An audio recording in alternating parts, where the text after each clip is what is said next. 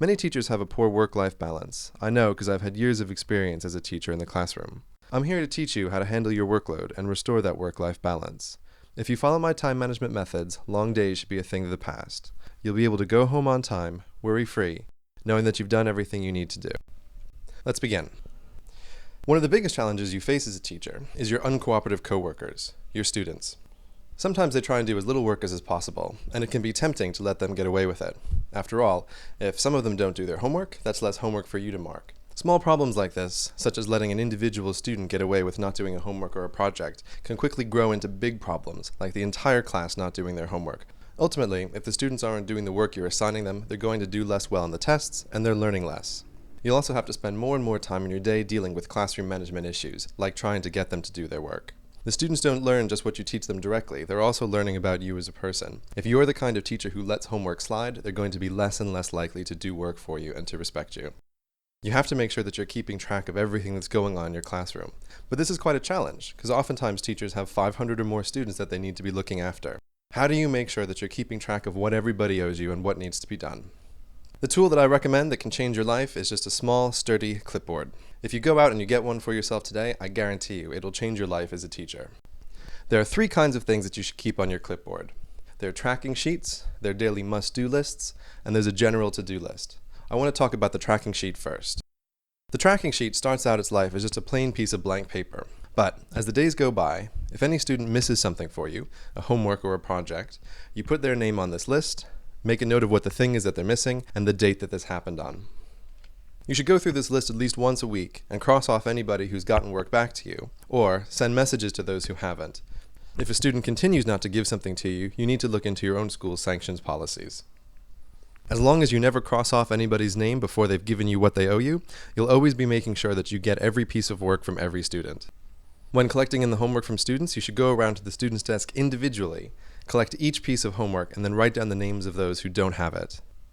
If you do this regularly, the students will quickly learn that you're the kind of teacher who doesn't let things slide, and they'll put you on the top of their own to-do lists. The second thing to talk about are the daily must-do lists.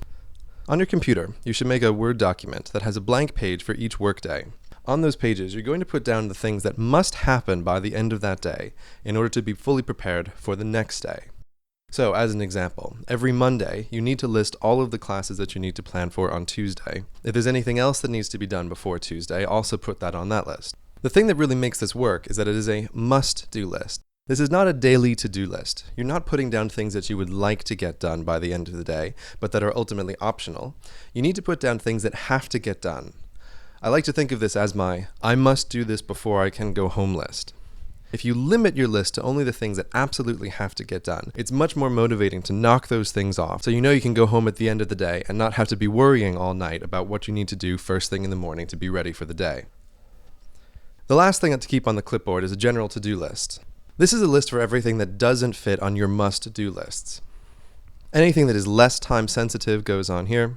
Any general projects that you need to do at some point, but not by a specific day, will all be kept track of on here. After you've crossed off your must-do list, then you would turn over to your general to-do list and start working through those items, if you have time. The next thing I want to talk about is paperwork. Teachers deal with a lot of paper, and you have to have a system for keeping it all together. This is what I recommend. You should have one folder for each class that you teach. Within that folder, you're going to keep all of the papers that you currently need to teach that class. So, any worksheets that you're going to give out, any tests you're going to give out, homework that you've gotten back and need to mark, all of those kinds of things go into this folder. Any reference materials that you wouldn't need on a particular day to teach that class, such as workbooks that you use to photocopy the worksheets from, those you can keep in a separate filing cabinet. Here's an example of the kind of thing to keep inside one of the folders. This is a collection of papers that's for a Year 10 test. There's 3 parts to this little packet, so let's take a look at them. First, there's the papers themselves. Secondly, there's a title sheet that clearly describes what they are, in this example, Year 10 tests. And lastly, there's a cover slip which keeps all of these things together. If you leave a lot of blank space in your cover sheet, you can add additional information later on, such as when you've given the test to the students and received them back, you can add to mark on the front of that sheet so that you know you need to take care of this. And once you've marked them, you can then cross that out. Again, to quickly review, keep one folder for each of your classes, and keep all of the things that you need to teach that class in that folder. Once you set up the system, you know that you just need that single folder to be adequately prepared for the class. This is also convenient in case there's a room change. You can just grab that folder and go.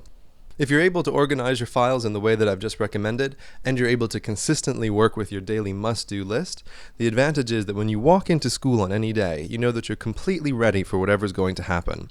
You don't have to spend any of your day frantically planning for that afternoon lesson, and if anything comes up unexpectedly, you don't have to worry about it, because you're all set for every one of your lessons for that day.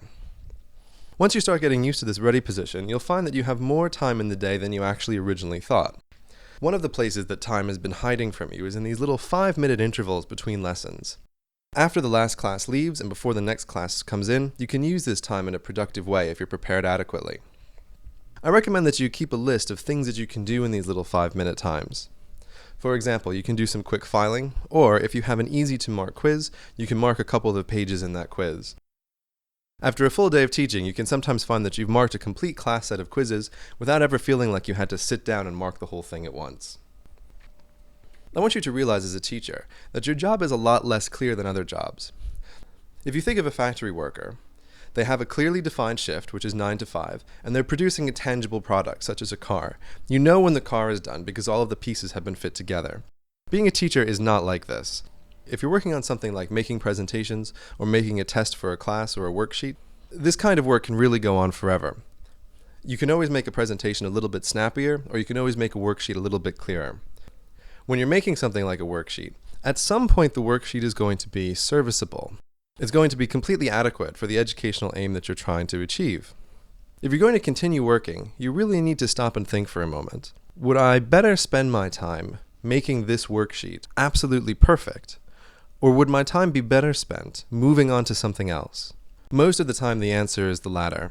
You're better off having 2 satisfactory worksheets for 2 different classes than 1 perfect worksheet for one class but no worksheet for the other one. Now let's talk about sick days. Teachers have one of the lowest absentee rates of any profession. And I don't think that's because teachers are more healthy than most people. It's because as a teacher, sometimes missing a day of work is more of a hassle than just going in, no matter how poorly you may be feeling. Because of this, teachers don't often take days off work until they're feeling really poor. Do yourself a favor as a teacher. Spend some time creating lessons to be used in your absence ahead of time. If you make them before you need them, when you actually are sick, you can just call in the school and tell them. There's a file in my filing cabinet. It's called cover work. Everything you need is in there. And you can hang up the phone, crawl back into bed, and spend your day getting better, as opposed to spending your day worrying about what your students are actually going to do. The last thing I want to talk about is how big projects get done. Something like a cathedral doesn't just pop into existence. It gets built very slowly over time, 1 brick by 1 brick. It's a good idea to try and carve out at least 20 minutes, maybe 30 minutes every day to work on a long-term project that's beneficial to you and your career. For example, if there's a new computer skill that you need to learn, if you just spend 20 minutes a day on it, you can make real progress on something like that over time. If you set aside daily time to work on your long-term projects, you'll be pleasantly surprised by how much you can accomplish. When you'll look back in 6 months or a year, you'll be amazed at what you've done. And lastly, don't forget why it is you became a teacher in the first place. The summer holidays.